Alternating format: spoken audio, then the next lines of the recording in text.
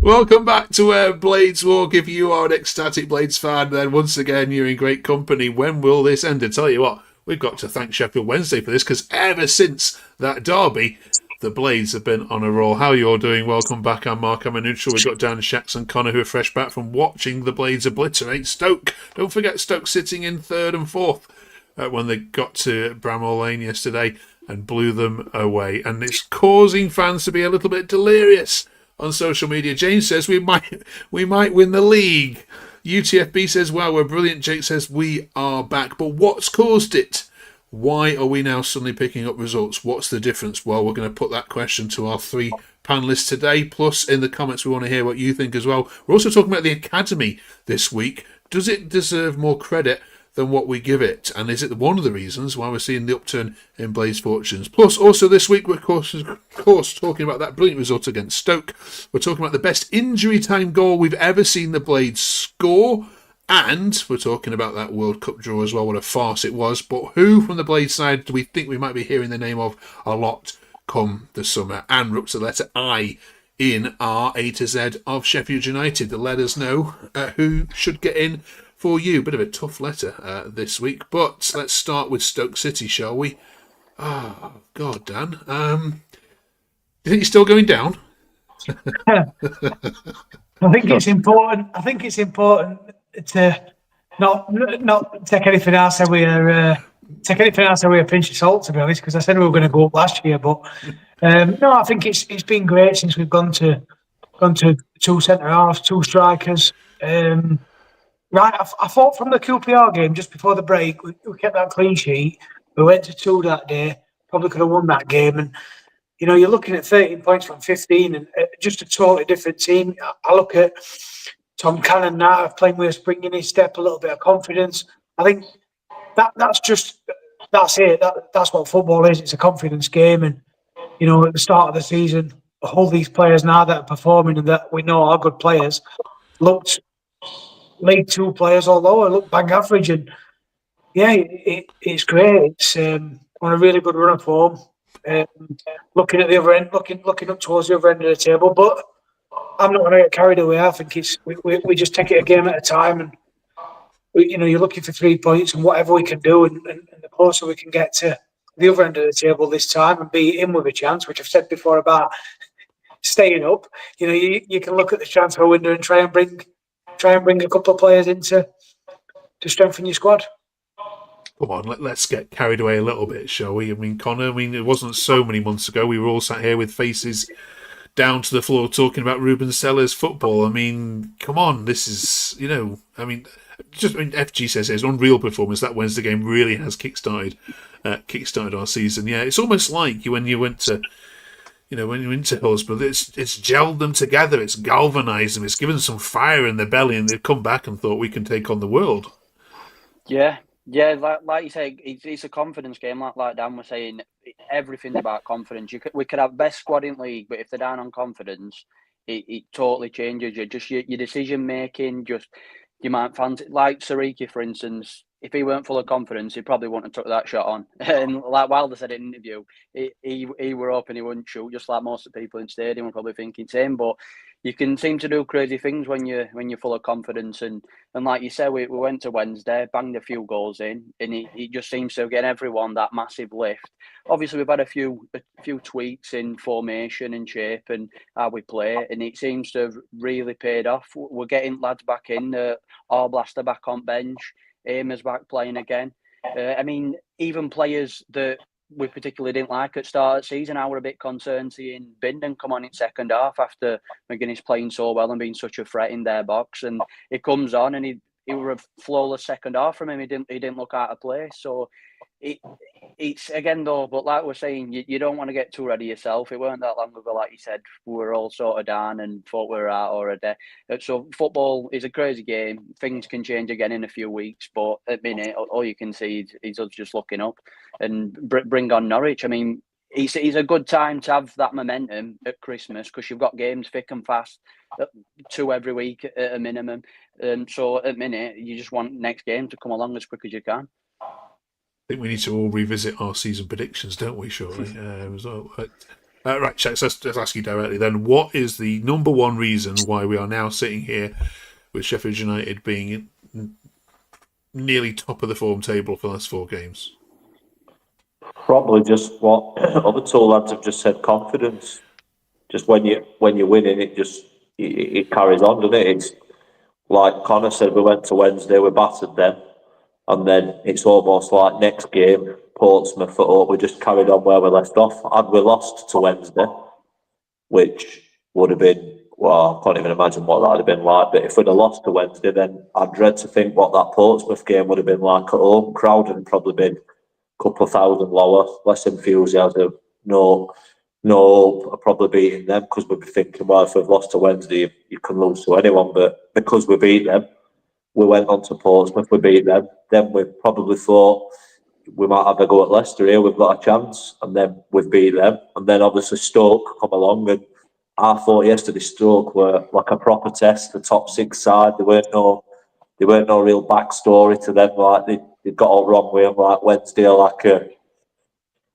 they're just dying slowly, aren't they? Leicester, they wanted the manager out. They were booing him at half time, booing the players off. But Stoke felt like a proper test, and I think we passed that test like with flying colours. I can't believe I don't like saying easy because it sounds like arrogant, but it were easy. I don't know what Connor and Dan thought, but I genuinely felt like that game were easy to them. I don't even think we were particularly brilliant. We went up 1 gear when we probably got to the 3 gears what you should be able to go into. I think we only really stepped on it an extra gear, and we'd put to bed.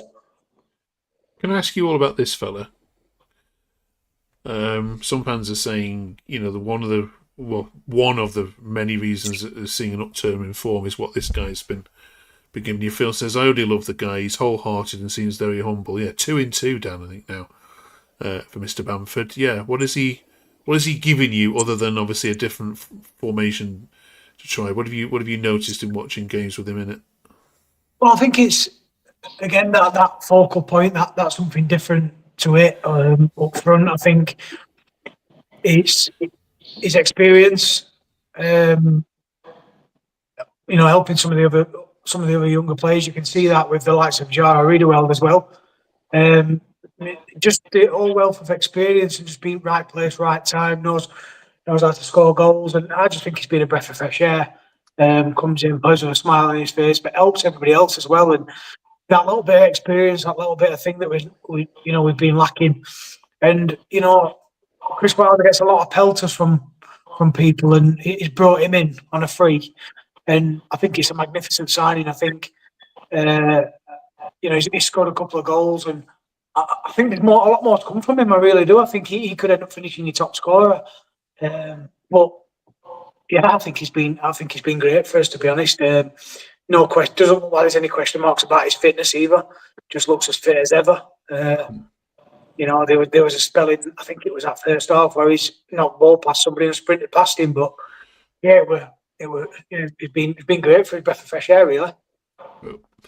Just a quick one here from Mike. Cheers, Mike, for putting this one. I think Norwich will be tougher than Stoke. Not sure on that one, to be honest, Mike. Given how Norwich have been playing recently, but yeah, the new manager always creates some problems. Let's talk about the academy a bit, Connor. Then it's been raised by a few fans this weekend, given obviously the youth. The youthful players. Oliver says it's the best Cat 2 academy in the country for producing players. Would you agree? Yeah, I don't think that's up for debate. Unless you're going obviously to Cat 1, and we are hopefully still in the works of getting that. But in terms of Cat 2, there ain't many sides better. The amount of talent that's come through United, and not just through United, but gone on to be successful in Premier League. Harry Maguire, Kyle Walker. I mean, even to some extent, you've got the lesser-known players, Kyle Norton and Matt Lawton, people like that. There's so many players you can pick out of that have come through academy, even current ones. I absolutely love Femi Sirike. Sidney Pegg, he's been getting better and better as seasons gone on. And like I say, and then you look at others that are on fringes, like your Ryan O'Neill, who's got bags and bags of potential. These odd ones that sort of come through, but on the whole, our academy I couldn't name you another team in league that's got a better academy than us. You can maybe argue for like to teams like Southampton, they brought some good players through, like your Bales and that. But I think in terms of a whole, the Cat 2 status, we seem to be up there every season, winning league with youth teams. There's so many players that come through. They go out on loan to League 1 and 2 sides and make an impact. And yeah, for me, there ain't anyone better out there. You agree, Shanks?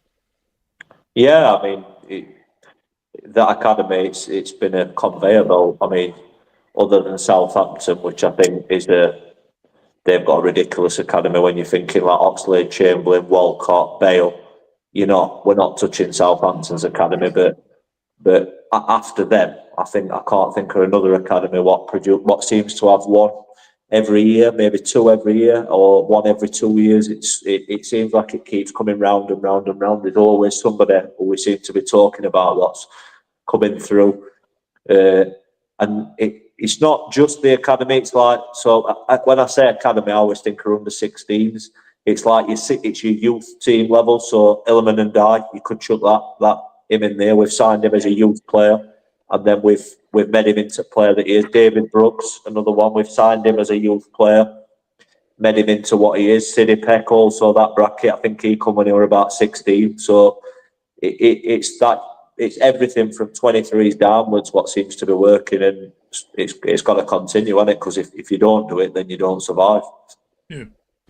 Good shout. So let us know in the comments what other reasons have we missed as to why Blades are now. I think as well. Sorry, lads. Just touching on that. I think any success with the academy is anybody that's left and gone pro. I mean, Connor mentioned a few names, but I look at likes of Ben Whiteman and Regan Slater, who have had fantastic careers. And you could look around the Football League, and I bet there's 50, 60 players that's been released by Sheffield United that's gone on and forged a decent career for themselves. And I think there's many more. There's a boy out on loan at Tranmere at the minute, Billy Blacker, that I think will come back in.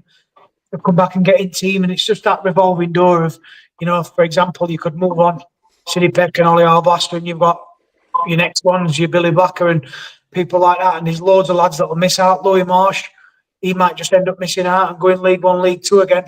It's success because the club have achieved what they want to achieve by, getting them lads to earn a pro career. I think best one we've just missed is Football League's record goal scorer, Billy Sharp. Can it be any better than him? I mean, another one as well that I think we've forgot about is Dominic Calvert-Lewin. I think riddled with injuries. I think you look at that, and I know you mentioned Southampton. I forgot about him when I seen him wearing a skirt. Yeah, I know you mentioned the Southampton boys, but like we were saying that, Kyle Walker, Ilman and Jai, David Brooks, he's another one, Calvert-Lewin. The list goes on. You've got Willa Sula currently playing Premier League football now and again. So fantastic. I mean, we're signing lads that are getting released by your cities and Man United and teams like that. They want to come and play for us. So that can only bode well. And when we've got this new structure at Door and Totley, it's only going to get stronger and better, and we can move to Cat 1 and then start playing in AFL Trophy and things like that. But yeah, it's exciting. Good shouts. Let us know your thoughts as well. Does Sheffield United have the best Cat 2 category? There, Chris says, yeah. Oh, sorry. Before your mic, just put one in here. Don't forget Jags, of course, as well. What a career that boy had. Yeah, absolutely as well. Good shout there. Yeah, Chris says, and we are back. Yeah, the Blades. Well done, Blades roll on Tuesday. Yeah, Norwich then on Tuesday, and then a quick turnaround, Connor, to West Brom, of course. Trip to the Hawthorns on Friday. Now their situation is very much like Leicester's was. You seem to be catching these teams just at the right time because they are turning on the manager. They'll be go 1-0 up in that one on Friday, and the Hawthorns will turn toxic for sure. Does it help you when you're playing a team that is like that on the edge? Yeah, definitely. I think so. Yeah, because like you say, if we get an early goal, suddenly it's silent. It's happened at lane many times when we're on a bad run. Away team gets that early goal, and then suddenly crowd silent. There ain't much atmosphere, and then that's when you sort of get on players' back, sort of thing. And like you said, we played Leicester at right time. We're playing Pompey when they're having a bad spell. I know we've obviously still got to perform, but I feel like we seem to be picking these teams up just at the right time. I sort of agree with what Mike said with the Norwich game. I think they're the teams that we're going to struggle against more when they come to lane and they've got 10 men behind ball and we've got to break them down. Like Stoke, for instance. Stoke came and they wanted to play football. They didn't sit every man behind ball. They came, they tried to attack us. They didn't do much, but they did try, and we were just a better team that day. And I think we play so much better when we're playing another team that wants to come and play football. When they come in, they're going to slow game down. They're going to time waste as much as they can.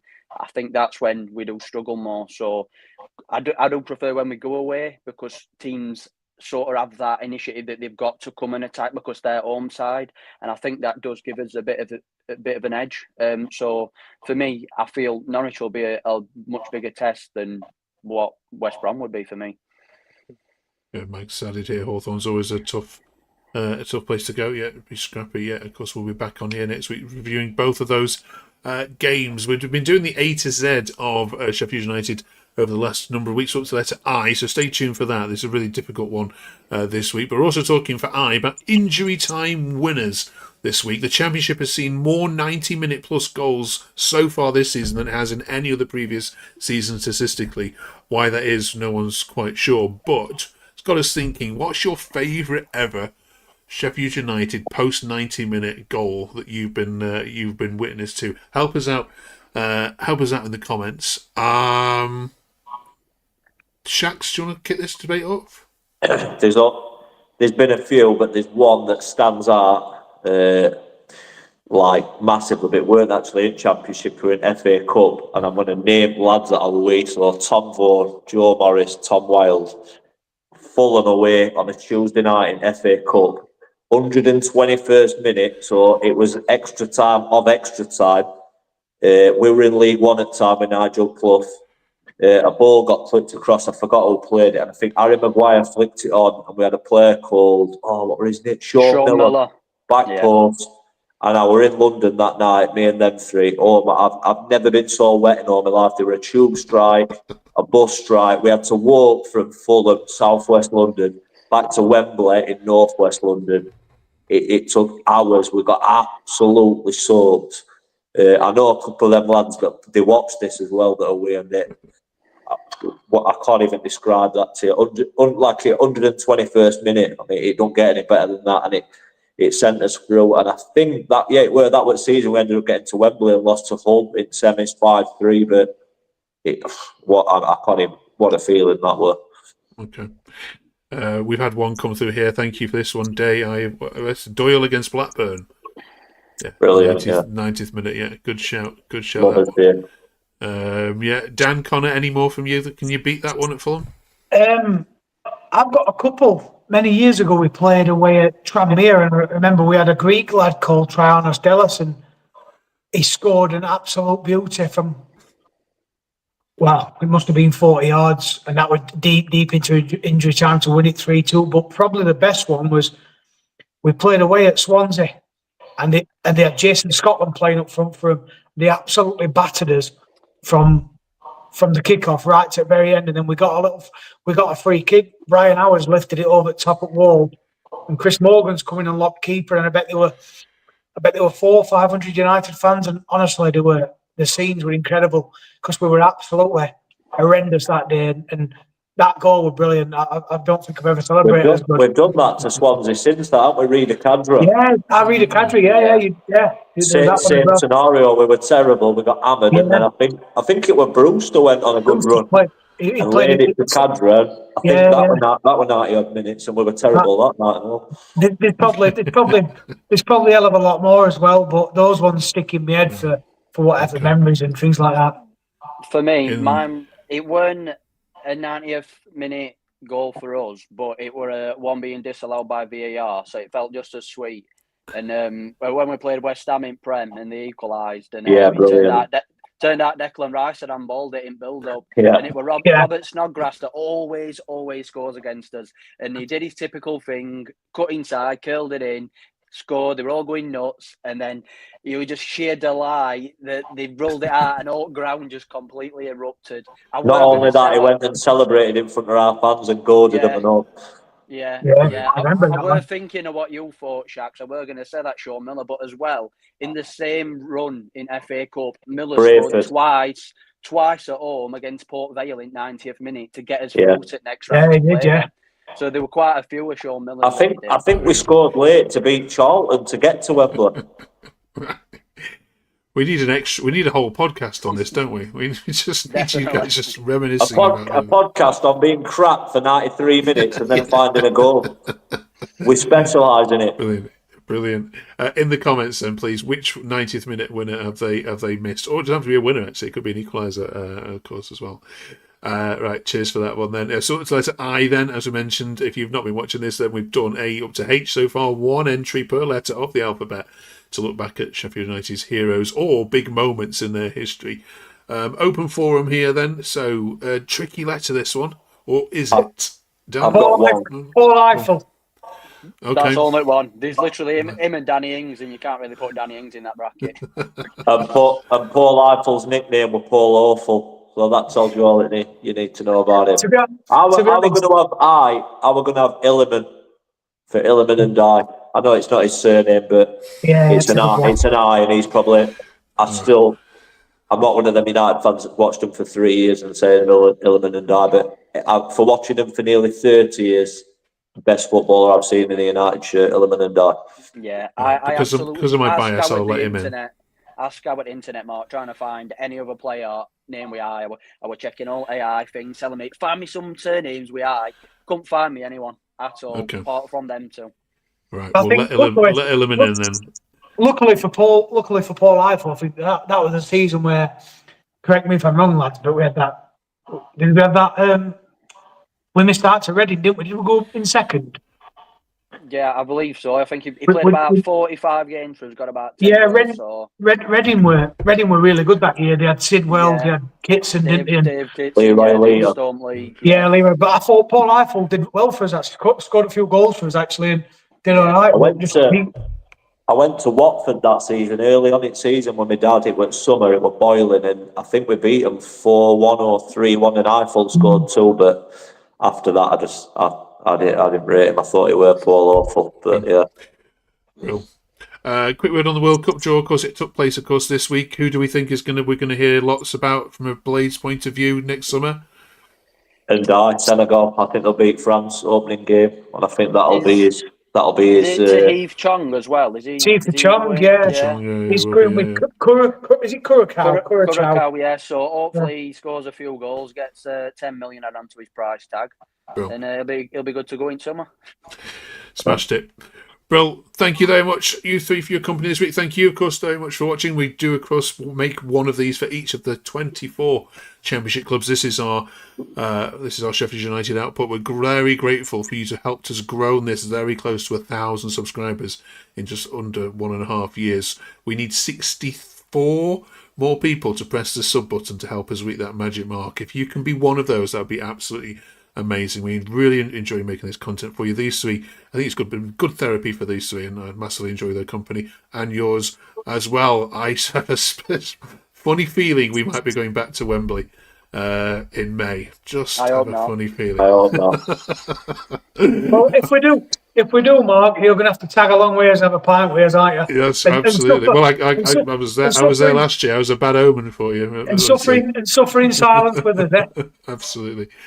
Brilliant. Right, catch you next week then. Good luck against Norwich. Good luck on Friday night against West Brom. Make it a good game, please. It's the neutrals. It's for the neutrals on Friday night watching football. See you next week. Thanks so much for watching.